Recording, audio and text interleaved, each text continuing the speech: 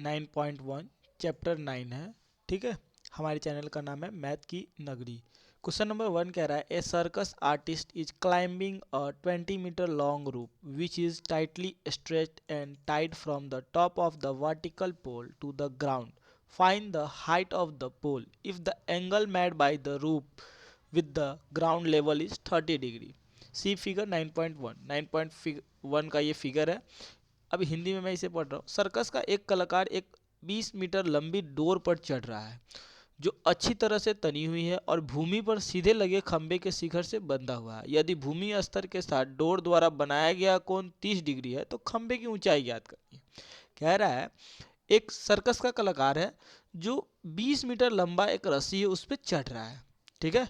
और जो आपका खंबा है उसका हाइट ज्ञात करना है, ठीक है। तो यहाँ पे क्या है, ए बी खंबा है, ए सी रस्सी है और बी सी इन दोनों के बीच की दूरी है, ठीक है। तो हम यहाँ क्वेश्चन को सॉल्व करने से पहले लिखेंगे कि ए बी क्या है।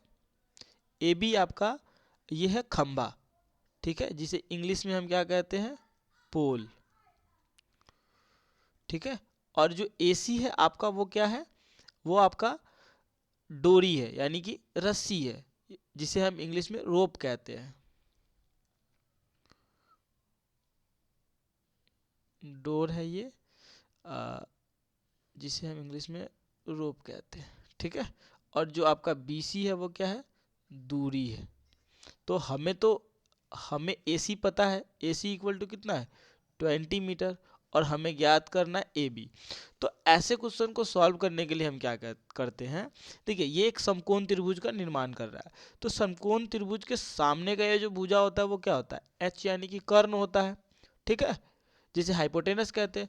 और कोण सी की बात की जा रही है, कोण सी पे कितना डिग्री बना रहा है, ये 30 डिग्री का कोण बना रहा है। तो कोण सी के सामने का ये जो भुजा हो जाएगा वो क्या हो जाएगा, पी हो जाएगा, यानी कि परपेंडिकुलर, जिसे हम लंब कहेंगे। और ये पी हो गया, ये एच हो गया, तो ये भुजा क्या हो जाएगा, बी का काम करेगा ये कोण सी के लिए, ठीक है। तो हमें ज्ञात करना है पी यानी कि ए बी हाइट ज्ञात करना है। तो हमें पता है एच, तो हम ऐसे फॉर्मूले का यूज करेंगे जिसमें आपको कि पी और एच दोनों हो। तो ऐसा फॉर्मूला होता है आपका साइन थीटा का और कॉसेक थीटा का। तो हम यहाँ पे यूज करेंगे साइन थीटा, यहाँ लिखेंगे नाउ, यानी कि अब हम जानते हैं, क्या जानते हैं कि साइन थीटा इक्वल टू जो होता है वो होता है पी बाई एच होता है। तो पी क्या है, पी है आपका ए बी और एच क्या है, ए सी है, ठीक है। तो थीटा का मान कितना दिया है 30 डिग्री, यानी कि साइन 30 डिग्री इक्वल टू क्या होगा, ए बी का मान हमें ज्ञात करना है और ए सी का मान हमें पता है कि 20 मीटर है। तो साइन 30 डिग्री का मान होता है आपका 1/2, ठीक है।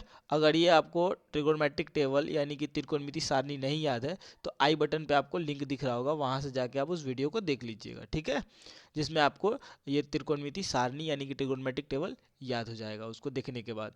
तो ये साइन 30 डिग्री का मान होता है 1/2 और ए बी हमें ज्ञात करना है, ठीक है। और ये 20 मीटर दिया था ए सी।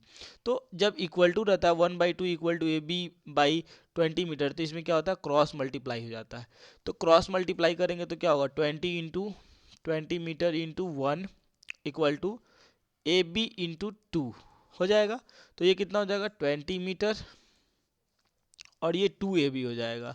तो ये 2 से 20 कटेगा तो कितना होगा, ए बी इक्वल टू हो जाएगा आपका 10 मीटर। यानी जो खंभे की ऊंचाई है, इसलिए लिखेंगे अतः खंभे की ऊंचाई क्या हो जाएगी, खंभे की ऊंचाई इक्वल टू 10 मीटर। और इंग्लिश में लिखेंगे therefore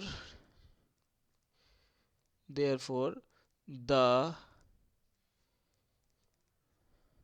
height of pole equal to 10 metre. तो ये क्वेश्चन नंबर आपका 1 सॉल्व हो गया। किसी तरह का कोई डाउट हो तो आप हमें कमेंट करके जरूर बताइएगा, ठीक है। तो ऐसे क्वेश्चन को सॉल्व करने के लिए मैंने क्या किया, यहाँ पे जो मान दिया था वो तो मैंने लिख दिया। उसके बाद जो कोण 30 डिग्री दिया था उस कोण के लिए मैंने सबसे पहले पी पता किया, बी पता किया और एच पता किया इसके लिए।